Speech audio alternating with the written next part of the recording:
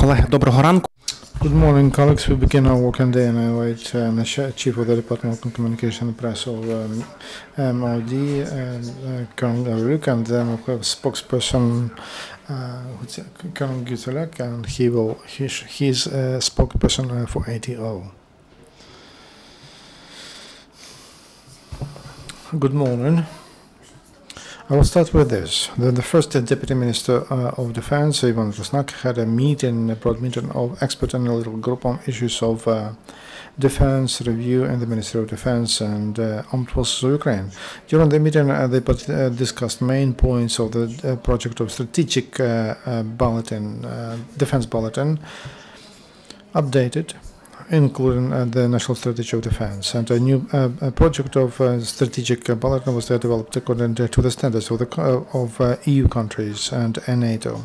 And it was agreed with a new editing of the military doctrine of the strategy of the defense doctrine, concept of the development of security and defense sector, and also state program and on optimization and reorganization of Armed Forces of Ukraine up to 2017.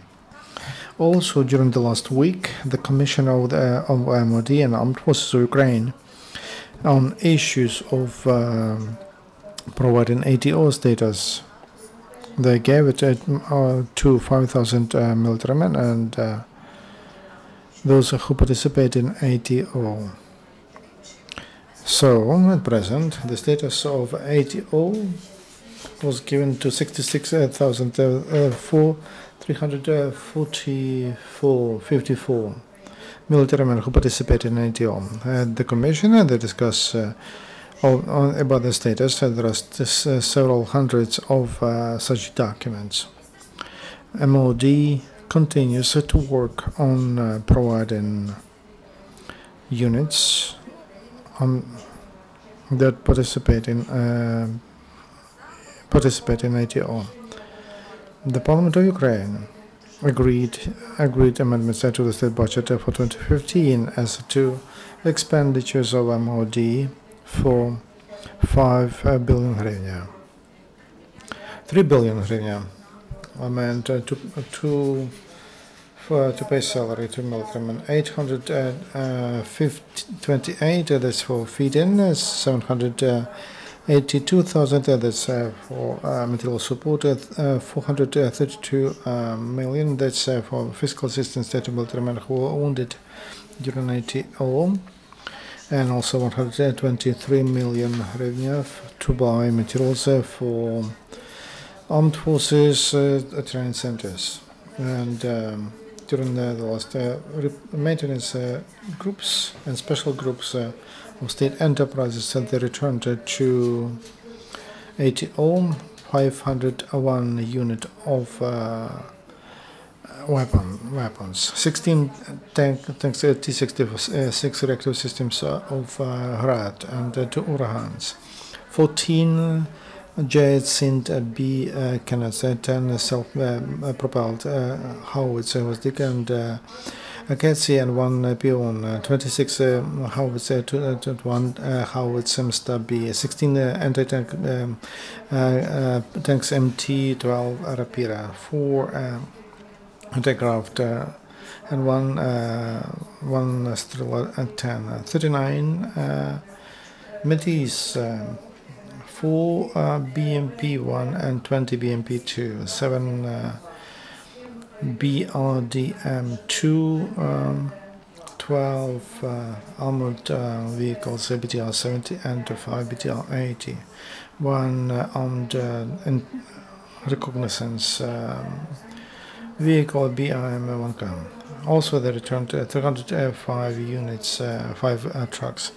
The enterprise repaired 2 systems of BM-21 Grad. So, in general, since the beginning of ATO, or Armed Forces of Ukraine, they renovated and repaired 27,829 units of weapons. Among them, 26,242 was restored by maintenance units of armed forces. The rest was done by state enterprise. Efficient implementation of state order, defense order on state enterprises and organizations. That's provided by the Ministry by MOD. In 2015, agencies controlled the quality of production and received for MOD products of defense products for 2,734.5 million revenue. For other forces for 2,141.5 million. For that, MOD received 9,200,000 revenue. Since the beginning of 2015, MOD prevented too much expenditures for 270 million revenue. Military men in ATO, they cleaned territories from mines and explosive devices left by occupants. During the last week, engineering units armed with Ukraine, they found and destroyed 154 explosive devices. And since the beginning of ATO, military engineers destroyed in ATO 16,489 mines and cell explosive devices. That's it. Thank you. Now I'll give the floor to Officer of the Press Center of ATO, Colonel Lieutenant Junior Colonel, who will inform me about ATO situation. Good morning. How passed the last 4 days? The situation in ATO is stably tough, tense. I'll start with Mariupol. Creation of demilitarized area doesn't mean that our military will go out from Mariupol. We just pull out heavy weaponry. In case of aggression, we will be ready to the battle. As a battle near Marinko, which was on June 4, 341 bulletins with big forces were trying to capture that city, but our military men in time, they gave a good answer to the enemy. During the battle, we pulled back our artillery and we stopped their attack. That enforced but efficient step was agreed with our foreign partners. Once again, I would like to underline that heavy artillery is on a greater distance. In case of the attack of the enemy, it can quickly come back to the front line. What is a demilitarized area? From those districts, we will pull out heavy weaponry, armed vehicles, tanks, mortars, and cannons. But there will be our presence in 30 kilometers, and they will have small arms, and they will be on.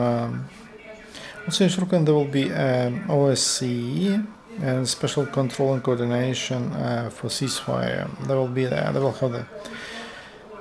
And heavy weapon can shoot for 4 kilometers and more, and small arms for 2 kilometers, and the number of will reduce. The ammunition will reduce, and our people will have will be more secured. And to defend Shorokin, there will be the best unit and Marines. And I would like to inform mass media that this week it is planned to organize a press tour to the front line in Shorokin, and journalists will be able to see how good our defense is, and they can inform our people about that. And the date as to the press tour will be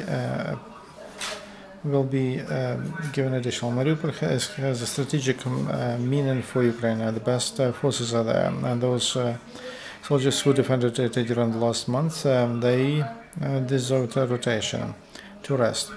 As to the news, on 24th and 28th July, the situation in ATO became more difficult. These days, to the front line, they used RAD BM-21, which were provided as a humanitarian assistance to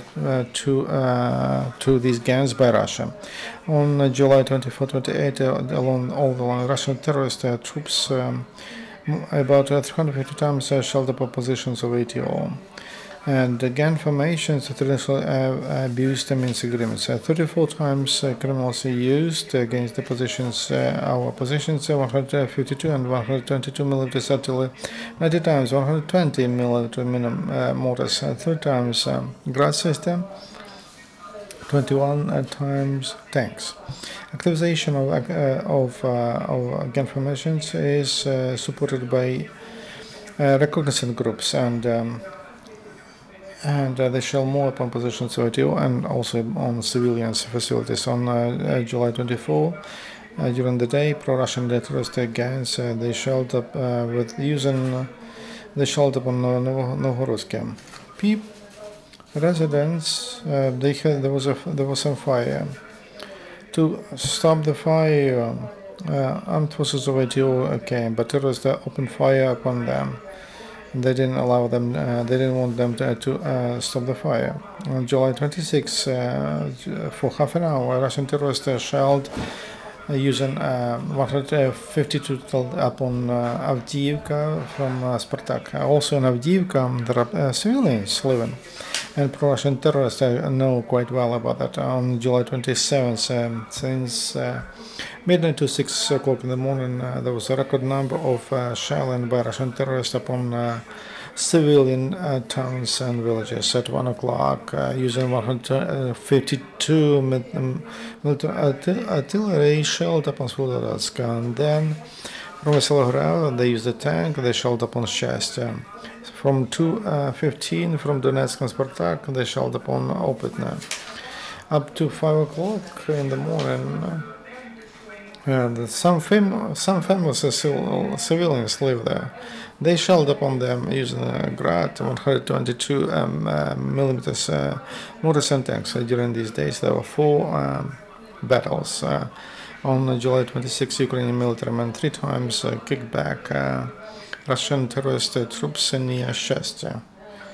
At 7:55, there was a group, recognized group, was trying to get into our territory.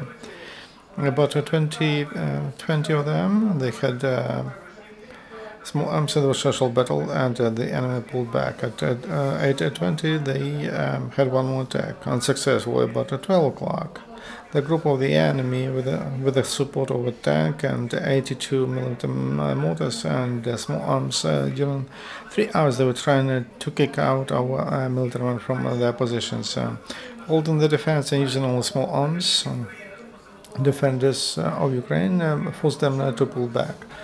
Yesterday, around 3 p.m. near Kryakivka, Novodarsky district, Luhansk region, ATO soldiers also found a recognizant group of the enemy. After half an hour battle, the enemy pulled back. In the last day, the situation was tense. Russian terrorist troops made 82 shelled upon ATO and civilian facilities. These 152 and 122 artillery, millimeters artillery, 26 times these mortars and 3 times the grads and 6 times tanks. Today, militants continue shelling upon towards the Donetsk, abusing Minsk agreements. Pro-Russian gangs they shell upon using artillery and mortars upon positions that happened near Kurdyumivka, Travneve, Avdiivka, Opitne, Marinka. Despite the strong support of Russia to gun formations, Ukrainian military men don't give up to provocations and keep the defense. And if there is necessary, the answer to the enemy, not abusing Minsk agreements. That's what I wanted to tell you. Thank you. Is there any question to our speakers? No questions. Thank you very much, Dmytro and Oksana. Talk to you on Friday.